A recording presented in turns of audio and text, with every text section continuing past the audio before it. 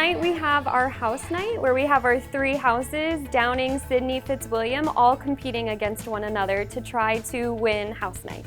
So at house night tonight we have some pumpkin painting, we have house bracelet making, house button making, we have all these house competitions.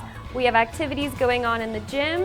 We have our house leaders who are raising donations for those who were affected by the hurricanes recently. The benefits of a school having a house system are really just to build a positive climate and culture, and where the students feel like they are welcomed at school and that they really belong here. My favorite part about house night was probably the competitions, like the Keep It Up balloons and the tricycle races. My favorite activity was the scooter race because you could race with other people, and I like to be competitive with other people. My favorite part about house night is probably seeing everyone be so happy because of what we set up and made it. Everyone could have fun.